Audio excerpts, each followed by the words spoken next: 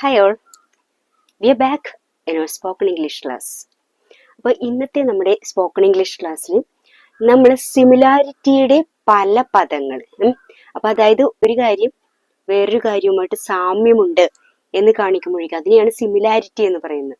അപ്പോൾ ഈ സിമിലാരിറ്റിയുടെ പല പല പദങ്ങൾ, പല ഗ്രേഡിലുള്ള പദങ്ങളാണ് നമ്മുടെ ഇന്നത്തെ ക്ലാസ്സിന്റെ വിഷയം. അപ്പോൾ എല്ലാവരും പഠിക്കാനായിട്ട് റെഡി ആയിരിക്കുക. ഞാൻ ഒരു കാര്യം ആഗ്രഹിക്കുന്നു, അതുപോലെ തന്നെ വേറൊരു കാര്യവും സംഭവിക്കണം എന്നൊക്കെ ആഗ്രഹിക്കൂലേ, അതിനാണ് ബൈ ദ സെയിം ടോക്കൺ എന്ന് പറയുന്നത്. അതായത് ഒരു കാര്യം നടക്കണം, അതുപോലെ തന്നെ വേറൊരു കാര്യം കൂടി നടക്കണം അറ്റ് ദ സെയിം ടൈം. അപ്പോൾ ആ രീതിയിലുള്ള ഒരു കാര്യമാണ് ബൈ ദ സെയിം ടോക്കൺ എന്നതിലൂടെ ഉദ്ദേശിക്കുന്നത്. അപ്പൊ നമുക്ക് ഈ ബൈ ദ സെയിം ടോക്കൺ ഉപയോഗിച്ചിട്ടുള്ള ഈ സെന്റൻസുകൾ നോക്കാം. ഒരു കളി നടക്കണം, അപ്പൊ കളിയിൽ എനിക്ക് ജയിക്കണം, പക്ഷെ അതേ സമയത്ത് തന്നെ മറ്റേവർ തോക്കുകയും ചെയ്യരുത് എന്നൊരു ആഗ്രഹം വന്നിരിക്കണം എനിക്ക്. അപ്പൊ അതെങ്ങനെ പറ്റും? I want to win, but by the same token I don't want the other team to fail. I want to win, but by the same token I don't want the other team, opposite team to fail. കണ്ടോ? അപ്പൊ എനിക്ക് ജയിക്കണം ഇതില്, പക്ഷെ അതേ സമയം തന്നെ എന്റെ മനസ്സിൽ അവർ തോക്കുകയും ചെയ്യരുത്. അങ്ങനെ ജയിക്കാൻ പറ്റൂ അല്ലെ?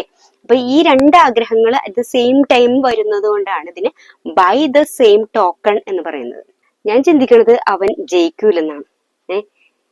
എന്താന്ന് വെച്ചാൽ അതേ രീതിയിൽ തന്നെയാണ് അവന്റെ പ്രവർത്തനങ്ങൾ. അവൻ പഠിക്കുന്നത് ഞാൻ കാണാറില്ല.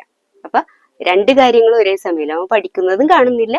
അപ്പൊ അതുകൊണ്ട് ഞാൻ ചിന്തിക്കുകയാണ് അവൻ തോക്കുമെന്ന്. അപ്പൊ ഈ രണ്ട് കാര്യങ്ങൾ ഒരേ രീതിയിൽ വരുന്നതുകൊണ്ടാണ് ഇവിടെ നമ്മൾ ബൈ ദ സെയിം ടോക്കൺ ഉപയോഗിക്കുന്നത്. അപ്പൊ നമുക്ക് സെന്റൻസ് നോക്കാം.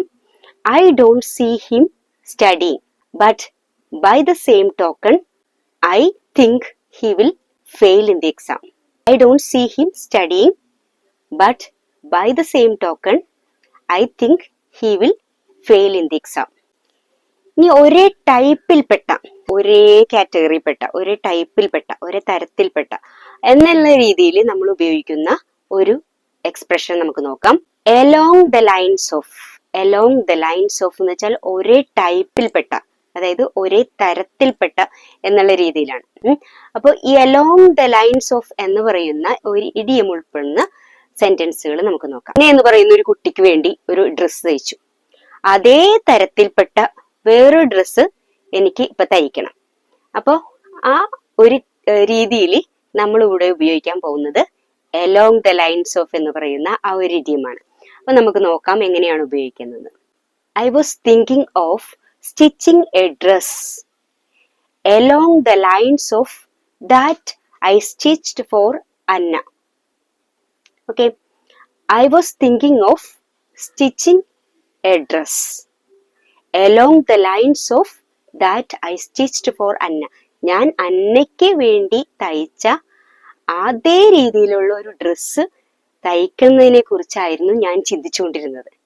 ഓക്കെ, ഞങ്ങളുടെ അയൽക്കാരുടെ വീടിന്റെ അതേ ടൈപ്പിൽ തന്നെ ഒരു വീട് ഞങ്ങൾക്ക് വെക്കണം. അതേ ടൈപ്പില്. അപ്പൊ നമുക്ക് എങ്ങനെയാ സെന്റൻസ് ക്രിയേറ്റ് ചെയ്യാം? We want to construct a house along the lines of our neighbor. We want to construct a house along the lines of our neighbor. അടുത്ത വേറൊരു എക്സ്പ്രഷൻ നമുക്ക് നോക്കാം. cut from the same cloth. cut from the same cloth. അതായത് ഒരേ തുണി, ആ തുണിയിൽ നിന്ന് നമ്മൾ ഒരു കഷ്ണം മുറിച്ചെടുത്ത് നോക്കിയാൽ ആ തുണി, അതായത് നമ്മൾ ഏത് തുണിയിൽ നിന്നാണ് കട്ട് ചെയ്തത് അതേ തുണിയുടെ സ്വഭാവം തന്നെ ഉണ്ടാവും അല്ലെ? അതുപോലെ വേറൊരു വ്യക്തിയുടെ അതേ സ്വഭാവങ്ങൾ ഉൾക്കൊള്ളുന്ന ഒരു വ്യക്തി എന്നുള്ള രീതിയിലാണ് നമ്മൾ cut from the same cloth എന്ന് പറയുന്ന പ്രയോഗം ഉപയോഗിക്കുന്നത്. അപ്പൊ ഈ പ്രയോഗത്തിലുള്ള സെന്റൻസുകൾ നമുക്ക് നോക്കാം. My sister seems to cut from the same cloth of my mother. My sister seems to cut from the same cloth of my mother. അതായത് എൻ്റെ അമ്മയുടെ അതേ സ്വഭാവ ഗുണങ്ങളാണ് എൻ്റെ സിസ്റ്ററിനുള്ളത് എന്ന് കാണിക്കുന്നതിനാണ് ഇത് ഉപയോഗിക്കുന്നത്. Today's football players are not cut from the same cloth as those we had earlier. Today's football players are not cut from the same cloth as those we had earlier. അതായത് മുമ്പ് ഉണ്ടായിരുന്ന ഫുട്ബോൾ പ്ലെയേഴ്സിന്റെ അതേ ഗുണങ്ങളല്ല ഇപ്പോഴുള്ള football പ്ലെയേഴ്സിനുള്ളത് എന്നാണ് ഇതിനർത്ഥം. അപ്പിയറൻസിലും അങ്ങനെ എല്ലാ കാര്യങ്ങളിലും ഏകദേശം ഒരേ സാദൃശ്യമുള്ള ആളുകൾ, ഒരേ സാദൃശ്യമുള്ള, അതായത് ഏത് വിധത്തിലും നമുക്ക് ഐഡന്റിഫൈ ചെയ്യാൻ പറ്റില്ല ഇതിൽ ഏതാണ് ഇത് അതെന്ന് നമുക്ക് ഐഡന്റിഫൈ ചെയ്യാൻ പറ്റില്ല. അപ്പൊ ആ രീതിയിൽ അത്രയ്ക്ക് സാദൃശ്യമുള്ള കാര്യങ്ങളെയാണ് നമ്മൾ പറയുന്നത് like two peas in a pod. Like two peas in a pod. Like two peas in a pod എന്നുള്ളത് എങ്ങനെ സെന്റൻസുകൾ ഉപയോഗിക്കാമെന്ന് നോക്കാം. The two girls here look like two peas in a pod.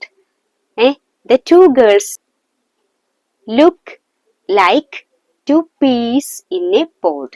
അതായത് ഇവിടെയുള്ള രണ്ട് പെൺകുട്ടികൾ വളരെ സാദൃശ്യമുള്ളവരാണ് എന്നാണ്. അപ്പിയറൻസിൽ വരെ സാദൃശ്യമുണ്ട് എന്ന് കാണിക്കുന്നതിനാണ് like two peas in a pod എന്ന് പറയുന്നത്. They are not sisters. അവര് സഹോദരിമാരല്ല. But even then they look like two peas in a pod.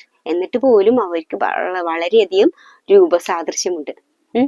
They are not sisters but even then they look like two peas in a pod. ഇനി നമ്മളുമായിട്ട് എന്തെങ്കിലും ഒരു ബന്ധമുള്ള ഒരാൾക്ക് അയാളുടെ ഒരു ചെറിയൊരു സാദൃശ്യം നമുക്കുണ്ടാവുമല്ലോ, രൂപസാദൃശ്യം അല്ലെങ്കിൽ സ്വഭാവത്തിലോ എന്തിലോ ആയിക്കോട്ടെ. അപ്പൊ ഒരു ചെറിയ സാദൃശ്യം നമുക്ക് അവരുടെ കയ്യിൽ നിന്ന് ഉണ്ടാവും. അപ്പൊ അത് കാണിക്കുന്നതിന് വേണ്ടിയുള്ള ഒരു സിമിലാരിറ്റിയുടെ എക്സ്പ്രഷൻ ആണ് സ്പിറ്റിംഗ് ഇമേജ് ഓഫ്. അച്ഛന്റെ ഗുണമാണ് മകൾക്ക് കിട്ടിയിരിക്കുന്നത് എന്നൊക്കെ പറയുന്നത് നമ്മൾ പറയൂലേ, അതിന് ഉപയോഗിക്കുന്ന ഒരു വാക്കാണ്, ഒരു എക്സ്പ്രഷൻ ആണ് spitting image of. Spitting image of. അപ്പൊ നമുക്ക് സ്പിറ്റിംഗ് ഇമേജ് ഉപയോഗിച്ചുകൊണ്ടുള്ള സെന്റൻസുകൾ പഠിക്കാം. The boy is a spitting image of his father. The boy is a spitting image of his father. അതായത് ഈ ആൺകുട്ടി അച്ഛന്റെ അതേ സ്വഭാവമാണ് അവന്, അല്ലെ? അച്ഛന്റെ അതേ രീതിയിൽ തന്നെ ഇരിക്കുന്നു, അതേപോലെ തന്നെ ഇരിക്കുന്നു. The boy is a spitting image of his father. Jessie is the spitting image of her grandma at the same age. Jessie is the spitting image of her grandma at the same age. അതായത് ഈ പ്രായത്തില്, ജെസ്സിയുടെ പ്രായത്തില് അവളുടെ grandma എങ്ങനെയിരുന്നുവോ അതുപോലെയാണ് Jessy ഇരിക്കുന്നത്. അതാണ് ഇതിലൂടെ അർത്ഥമാകുന്നത്. എല്ലാം ഒരുപോലെ ഇരിക്കുന്നു എന്നൊക്കെ പറയും. നമ്മളിപ്പോ എവിടെയെങ്കിലും ചെല്ലുമ്പോഴേക്കും ഇത് എന്ത് കാണുന്ന എല്ലാം ഒരുപോലെയാണല്ലോ എന്നൊക്കെ പറയില്ലേ, അതിനുപയോഗിക്കുന്ന സിമിലാരിറ്റിയുടെ വേറൊരു എക്സ്പ്രഷൻ ആണ് കുക്കി കട്ടർ. കുക്കി കട്ടർ. അപ്പൊ കുക്കി കട്ടർ ഉപയോഗിച്ചിട്ടുള്ള സെന്റൻസുകൾ നമുക്ക് പഠിക്കാം. അപ്പൊ കുറെ വീടുകളുണ്ട് ഒരേപോലെ ഇരിക്കുന്ന, ക്വാർട്ടേഴ്സ് പോലെ ഇങ്ങനെ ഇങ്ങനെ ഇങ്ങനെ വെച്ചിരിക്കുന്നത്. അപ്പൊ അതുപോലത്തെ ഒരു വീട്ടിലേക്ക് അവള് താമസം മാറ്റി എന്നാണ് ഇവിടെ നമുക്ക് പറയേണ്ട sentence. She moved to one of those cookie cutter houses. She moved to one of those cookie cutter houses. നമുക്ക് ഇപ്പൊ ചില സ്ത്രീകളുടെ ചിന്താഗതികൾ ഒരേ രീതിയിലായിരിക്കും, സിമിലർ തോട്ട്സ് ആയിരിക്കും. അപ്പൊ അവരുടേതുപോലെ ഞാൻ ആകാൻ ആഗ്രഹിക്കുന്നില്ല, ആ സ്ത്രീകളുടേത് പോലെ ആകാൻ, സിമിലർ ആകാൻ ഞാൻ ആഗ്രഹിക്കുന്നില്ല എന്ന് കാണിക്കുന്ന ഒരു സെന്റൻസ് ആണിത്.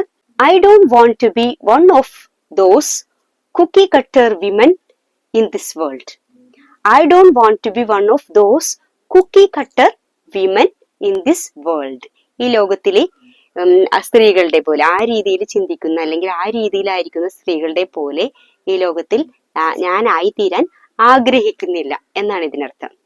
Try to realise that life and people are not cookie cutter perfect.